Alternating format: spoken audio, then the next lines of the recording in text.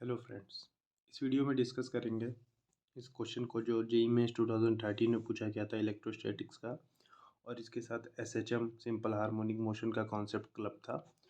और ये क्वेश्चन अभी 2013 का दिया हुआ है। ऐसे ही सिमिलर क्वेश्चन अभी 2022-23 में भी पूछे गए कई सारे शिफ्ट में। तो चलिए दोस्तों इस क्वेश्चन को समझते हैं। क्वेश्चन दिया क्या हुआ है कि दो चार्ज है, each equal to small q, दोनों स्मॉल क्यूब पे है कि उनका मैग्नीट्यूड है placed at x equal to minus a पे और x equal to plus a पे एक्स एक्सिस पे। तो सबसे पहले इसको ही ड्रॉ कर लेता हूँ। एक्स एक्सिस बना ली मैंने, इधर ओरिजिन है, इधर है x equal to plus a, x equal to plus a, और इधर है x equal to minus a. A particle of mass m and charge q naught equal to minus q by two is placed at the origin. एक चार्ज q naught जिसका magnitude minus q by two है, वो कहाँ पे रखा हुआ है? ओरिजिन पे रखा हुआ है। If charge q not is given A small displacement y which is very less than A along the y axis, तो इस चार्ज को मैंने छोटा सा एक y डिस्प्लेसमेंट दिया जो कि ए के कंपैरिजन में बहुत छोटा है। ए तो ये डिस्टेंस है। The net force acting on the particle is proportional to, तो नेट फोर्स पूछ रहा है इस पार्टिकल पे कितना लगेगा। तो चलिए दोस्तों पहले थोड़ा सा विजुलाइज करता हूँ। ये चार्ज जो क्यू नॉट है माइनस क्यू बाई टू है, तो इस पे है, और यहाँ पे एक चार्ज क्यू, इन दोनों चार्ज यहाँ जगह पे चार्ज क्यू रखा हुआ है। तो इस charge minus Q not by two पर इसकी वजह से अट्रैक्शन होगा इस साइड, और इस वाले चार्ज की वजह से भी अट्रैक्शन होगा इस साइड, और दोनों चूँकि सेम चार्ज ही हैं तो दोनों पे दोनों फोर्स जो होंगी वो इक्वल होंगी, और ये पार्टिकल क्यू नॉट जो है ओरिजिन पे इक्विलिब्रियम पे है। ठीक है, अब मैंने इसको उठा करके हल्का सा इस तरफ को डिस्प्लेस कर दिया, तो अब क्या होगा अब देखते हैं। अब इस पॉइंट पर या अब इस चार्ज पे इस क्यू चार्ज की वजह से इस तरफ फोर्स लगेगी, फोर्स ऑफ अट्रैक्शन, और इस चार्ज की वजह से इस तरफ फोर्स लगेगी, एफ दोनों को बोल देते हैं। और डिस्टेंस ये क्या दिया था? ये दिया था ए, ये दिया था वाई, तो ये डिस्टेंस होगी अंडर रूट में a square plus y square Pythagoras theorem से। ठीक है, और इस पूरे एंगल को मैं टू थीटा बोल देता हूँ, टू थीटा।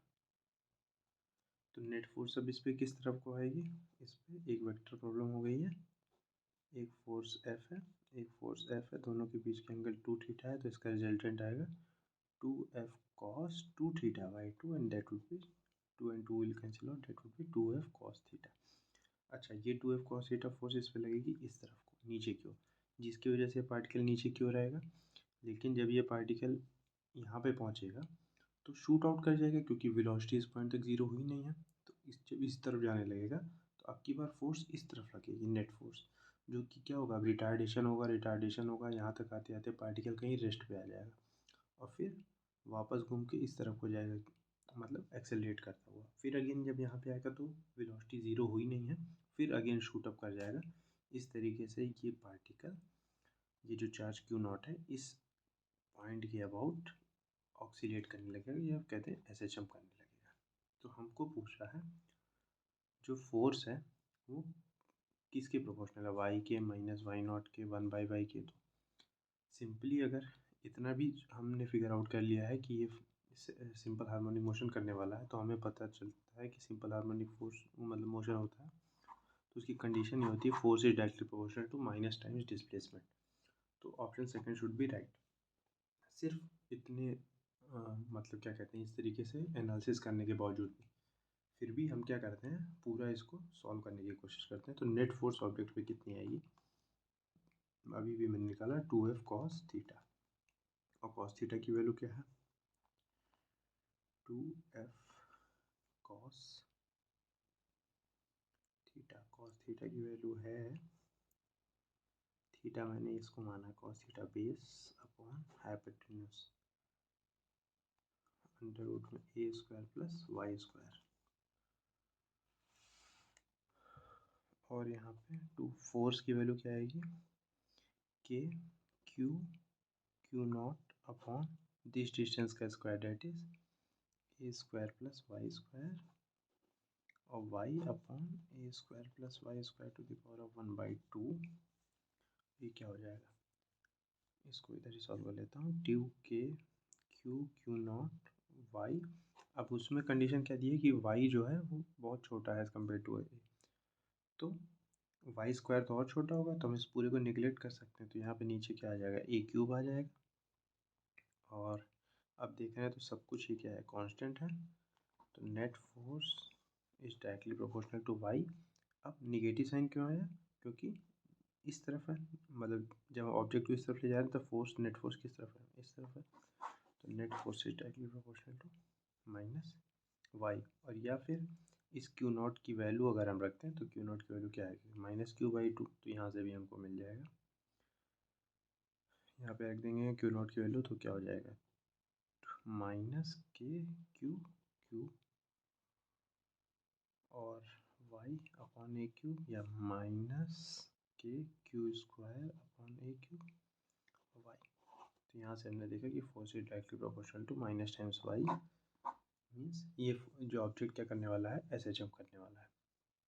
अच्छा, इसी से अगर हमसे थोड़ा सा आगे का एक कॉन्सेप्ट देते हैं, ये क्वेश्चन तो सॉल्व हो गया। एक तो सीधे एनालिसिस करके बता दिया था, दूसरा पूरा प्रोसेस के साथ। तीसरा अगर हमसे यहीं पे टाइम पीरियड पूछ ले, तो हमको पता है कि एक्सेलेरेशन होता है ओमेगा स्क्वायर वाई। तो यहाँ पे हमको फोर्स मिल गया है, ये है फोर्स। तो इसको हम क्या लिख सकते हैं, एक्सेलेरेशन हो जाएगा k/q² upon ma³ into Y. तो इन दोनों इक्वेशन को जब आप कंपेयर करेंगे तो ओमेगा स्क्वायर की वैल्यू क्या आ जाएगी, k/q² अपॉन ma³। यहाँ से आपको ओमेगा की वैल्यू आ जाएगी k/q² upon ma³ under root में, और ओमेगा होता है 2π/t। That would be k/q² upon ma³। यहाँ से टाइम पीरियड की वैल्यू आ जाएगी 2π अंडर रूट में ma³ अपॉन k/q²। तो इस जो पार्टिकल ऐसे जंप कर रहा है उसका हमने टाइम पीरियड भी निकाल लिया। ये किसी फर्दर क्वेश्चन में ये कॉन्सेप्ट यूज़ किया जा सकता है। Okay, so for this video that's all, thank you.